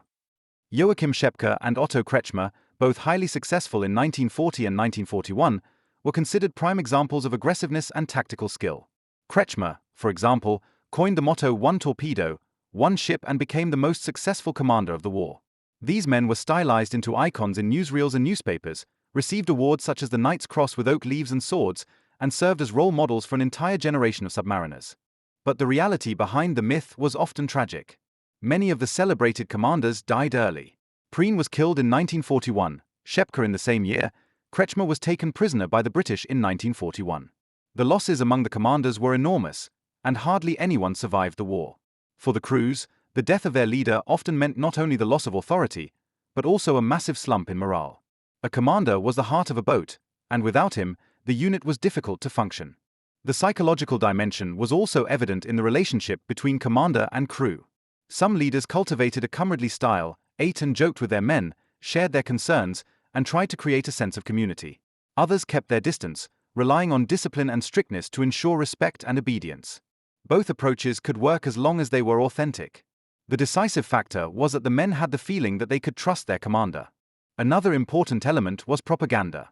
The German media portrayed the commanders as heroes who single-handedly challenged the British Lion. Photos of young, determined men in submarine uniforms shaped the public image of the submarine force. This staging had an enormous effect on morale on the home front and motivated many to volunteer. But it also created a distorted image that ignored the hardships and sacrifices of everyday life. As the war progressed, the picture changed. From 1943 onwards, when losses increased dramatically, it became more difficult to present heroes. More and more commanders went down with their boats, and the reports of success became rarer. The propaganda could no longer conceal the reality. Service in the U-boat force had become an almost certain death sentence. For the men on board, the only comfort left was camaraderie and a sense of duty, but the psychological stress increased steadily. Even after the war, the fates of the commanders played a role. Some survived as prisoners of war and returned, others remained missing. The memory of her was ambivalent. On the one hand, they were honored in veteran circles, but on the other hand, the question remained to what extent they had been part of a criminal regime. Their personal bravery and leadership are in tension with the political context in which they worked. From a psychological point of view, U-boat warfare was an extreme. The isolation, the constant threat, the confinement and the responsibility made it one of the hardest forms of military service. Commanders had to be not only military leaders, but also chaplains, psychologists, and role models. Some mastered this task with flying colors, others broke down because of it. Their fates show the human dimension of a war that is often described only in numbers and strategies. A look at the commanders makes it clear that submarine warfare was much more than a technical or strategic phenomenon. It was a human drama in which individual personalities decided the fate of entire crews. The psychological aspects, the stresses, and the tragic fates make this chapter of the war one of the most haunting and harrowing. Chapter 19. The Last Years of the War 1944-45, Decline and Sacrifice. When the war in Europe approached its end from 1944 onwards, the German U-boat force had long been in decline. What had been considered an almost invincible threat in the early years of the war had now become a desperate, deadly defensive weapon. The Allies had brought the Atlantic under control with their superiority in technology, organization, and industry, and the German U-boats became the hunted shadows of a once feared fleet. Nevertheless, their mission did not end. Boats sailed out into the very last days of the war, often in the knowledge that they would hardly see a return. The last years of the war were therefore marked by tragedy, high losses, and a desperate adherence to a strategy that had long been hopeless. The decline began as early as 1943, when the Allies had gained the upper hand through the combination of radar, sonar, air surveillance, and decoded radio messages. In 1944, the situation worsened dramatically. With the landing of the Allies in Normandy in June of that year, the French Atlantic ports, which had been so decisive for submarine warfare, were lost. Lorient, Brest, Saint-Nazaire, and La Rochelle, which had served for years as starting points for pack tactics, fell into Allied hands or were encircled. The fleet had to resort to Norwegian and German bases, which considerably extended the approach routes and severely limited the operational possibilities. At the same time, the Allies intensified their anti-submarine defenses in all waters. The Atlantic was crisscrossed by patrols, escort ships and aircraft that immediately registered any suspicious movement. The losses rose to unbearable levels. Of the boats that sailed, an ever smaller part returned. This was no secret to the crews. They knew that their chances were slim, and yet they went out of a sense of duty, camaraderie, or the hope of a happy outcome. The German leadership desperately tried to use technical innovations to turn the tide. The snorkel, which allowed boats to use the diesel engines even when submerged, was introduced nationwide from 1944 onwards. Although it increased the chances of survival as the boats had to spend less time on the surface, it brought new problems. The air supply in the boat deteriorated drastically, the crews suffered from a lack of oxygen and exhaust fumes, and the technology was prone to failure. Acoustic torpedoes, which were based on the sounds of enemy propellers, were also used and inflicted losses on the Allies. But all these innovations could not compensate for the fundamental superiority of the opponent. One beacon of hope was the new Type XXI, the so-called electric boat. It was the first truly modern submarine designed for permanent underwater operation. With powerful batteries, high underwater speed, and improved torpedoes, it represented a revolution. If it had been available in large numbers in time, it might have made the war in the Atlantic dangerous again. But series production began too late. Although some boats were completed by the end of the war, they were hardly used. There remained a vision for a future that never materialized. While the technology reached its limits, the conditions for the crews deteriorated noticeably. The missions became longer, the return more uncertain, the stresses greater. Many men knew that their patrol would be their end. Nevertheless, they persevered, driven by camaraderie, a sense of duty or resignation. In the meantime, service in the U-boat force had almost become a death squad. The casualty rate reached staggering proportions.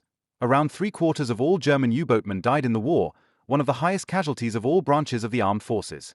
The last years of the war were marked by a mixture of despair and fatalism. Commanders continued to lead their boats resolutely into action, although they had little chance of success. Some decided to sink themselves in a hopeless situation in order not to fall into captivity. Others gave up the fight and surrendered as soon as they saw no chance.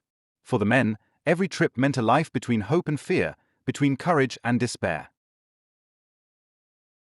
The last years of the war show the whole tragedy of the U-boat force. What had begun as a highly effective weapon ended in a senseless sacrifice. The men who held out in the narrow boats paid the highest price, while the strategic benefit had long since been close to zero. The submarine war had failed in its goal, to isolate Great Britain and bring it to its knees. Instead, the fleet itself had been destroyed. At the end of the war, the German U-boatmen were faced with the ruins of their existence. More than 700 boats were lost, tens of thousands of men were killed. Their willingness to sacrifice and courage were undisputed, but they had fought for a cause that could not be won. The decline and the sacrifices of 1944 and 1945 are therefore a cautionary chapter in the history of naval warfare, a symbol of how technique, courage, and discipline alone are not enough when the enemy is overwhelming and the strategic framework conditions are hopeless. Chapter 20. Balance, Aftermath, and the Legacy of Submarine War. The submarine war of the Second World War was one of the most dramatic and costly chapters in maritime war history. His record is marked by contradictions. On the one hand, by considerable tactical successes and technical innovation, and on the other hand, by strategic failure, high losses, and immense human tragedy. In the end, the German U-boat force was unable to achieve its goal of cutting off supplies to Great Britain and thus determining the outcome of the war. Instead, the submarines themselves became symbols of self-sacrifice, but also of the limits of military effectiveness in the face of overwhelming superiority. The sober figures illustrate the extent. Between 1939 and 1945, more than 1,150 German U-boats were commissioned. Of these, more than 700 were lost. More than 30,000 of the approximately 40,000 submariners were killed, which corresponded to a loss rate of about 75%, one of the highest in all branches of the war. These figures make it clear how murderous the operation was. For many crews, service in the U-boat force was practically a death sentence. Despite all their bravery and determination, the men could not turn the war in their favor. From a tactical point of view, the submarine weapon was an extremely effective instrument for a long time. In the years 1940 to 1942, the boats sank hundreds of thousands of tons of Allied shipping space and brought the British supply situation to the brink of disaster several times. The happy time in the Atlantic showed how vulnerable the trade routes were and how much Britain depended on unhindered supplies. But the Allies learned quickly. With the convoy system, radar, sonar, air surveillance, and the deciphering of the Enigma, they developed a defense that neutralized the German advantage. By 1943 at the latest, the turning point had been reached, and from then on the U-boats could no longer influence the outcome of the war. Strategically, submarine warfare proved to be a double-edged sword. He tied up enormous resources on the German side without bringing about the hoped-for decision. At the same time, however, it forced the Allies to invest enormous efforts in protecting their trade routes. Millions of tons of steel, thousands of ships and hundreds of thousands of soldiers were put into the Atlantic War. In this sense, the submarine force fulfilled an important task by forcing the enemy to tie up forces. But the strategic goal, the blockade of Great Britain and the strangling of the war economy, remained unachieved.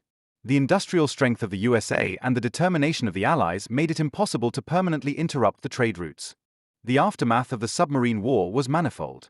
For the surviving crews, the end of the war often meant a life of severe mental stress. Many suffered from feelings of guilt for surviving while so many comrades had fallen. In the post-war period, others had to deal with the question of the extent to which their courage and willingness to sacrifice had been abused for the sake of a criminal regime. The memory of the U-boatmen was therefore marked by ambivalence. On the one hand, recognition for their bravery, and on the other hand, the realization that their victims had been made in a hopeless and morally dubious war. Technologically, submarine warfare left a significant legacy. The Type XXI, the electric boat, was far ahead of its time and formed the basis for the development of modern submarines worldwide after the war. Both the United States and the Soviet Union adopted German technologies and experience in their own programs. The use of the snorkel, which was introduced on a large scale for the first time, also shaped the post-war development. The lessons of submarine warfare led to submarines becoming a central part of navies in the second half of the 20th century, especially as carriers of nuclear missiles during the Cold War. However, the legacy of submarine warfare extends beyond technology. He clarified the importance of naval warfare for the course of a world conflict and made it clear that the control of supply routes was a basic prerequisite for victory. Without the victory in the Atlantic, the Allies would not have been able to hold Britain or prepare for the invasion of Normandy. Conversely, it turned out that a weapon, as dangerous as it might be, could not tip the scales on its own if it was not embedded in a comprehensive strategy. In the culture of remembrance, submarine warfare remained an ambivalent chapter. Films, books, and documentaries often focused on the courage and camaraderie of the crews, while the political dimension receded into the background. Work such as Lo the Gunther Buchim's novel Das Boot or its film adaptation had a lasting impact on the public image of submarine warfare. They showed the war from the perspective of the men on board, their fears, their hopes, their suffering. As a result, submarine warfare became a symbol of the senselessness and harshness of war as a whole.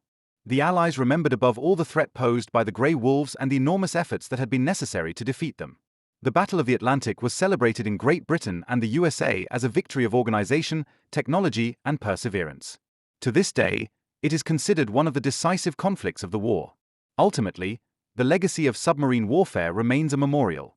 It shows the destructive power of modern technology, but also its limits. It shows the courage and willingness to sacrifice of individuals, but also the senselessness of a fight that could not be won strategically. Above all, he makes it clear how closely technology, intelligence, industry, and human factors are intertwined in modern war. The balance is therefore ambivalent. Submarine warfare brought enormous losses, led to technological progress, tied up resources, and significantly influenced the course of the war, but it did not decide it. In the end, there was the destruction of an entire branch of arms that was once considered a beacon of hope and the sacrifice of tens of thousands of young men whose lives ended in the Atlantic, the Mediterranean, the Arctic, and the Indian Ocean. Their legacy lies not in the number of sinkings or in the tactical successes, but in the reminder that war always demands more